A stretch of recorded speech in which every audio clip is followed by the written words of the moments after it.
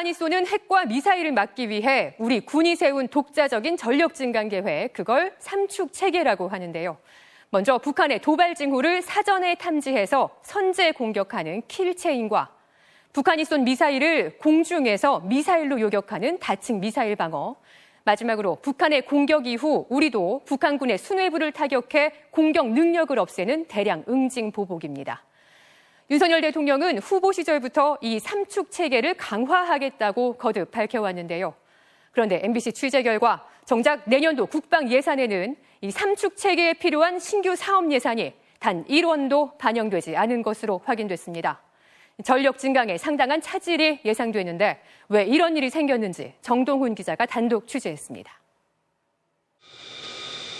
F-35의 40여 대가 최대 무장을 장착한 채 밀집 대형으로 이륙을 준비합니다. 최첨단 스텔스 전투기 F-35A는 북한의 도발 징후를 사전에 포착해 선제 타격하는 이른바 킬체인의 핵심 전력입니다. 윤석열 정부 출범 2달 만인 지난 7월 국방부는 F-35A 20대를 추가 도입하기로 전격적으로 결정했습니다. 북한의 핵과 미사일 위협에 대응할 수 있는 능력을 획기적으로 강화시켜야 된다 하는 말씀을 드립니다.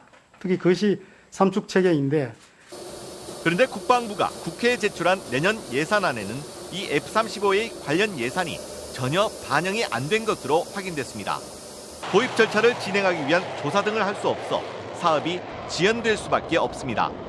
킬체인 등 북한에 대응한 삼축 관련 예산 중 편성되지 못한 건 이뿐만이 아닌 것이 방위사업청의 내부 문건으로 확인됐습니다. 적의 수뇌부를 무력화시키는 이른바 참수작전에서 특수부대 수송 등을 맡을 UH-60 특수작전용 헬기 성능 개량과 대형 공격 헬기 사업도 편성되지 못했습니다.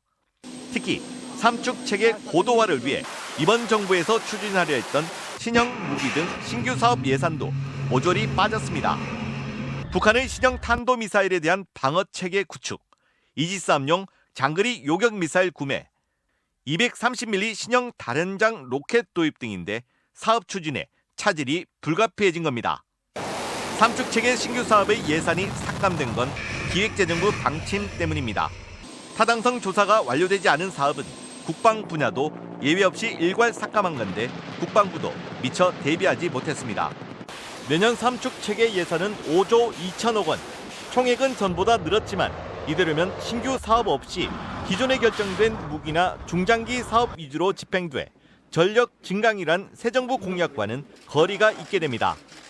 신규 사업 예산은 한 푼도 반영하지 않았죠. 삼축 체계 강화를 말로만 강화한다고 했던 게 아닌지 의심스럽습니다.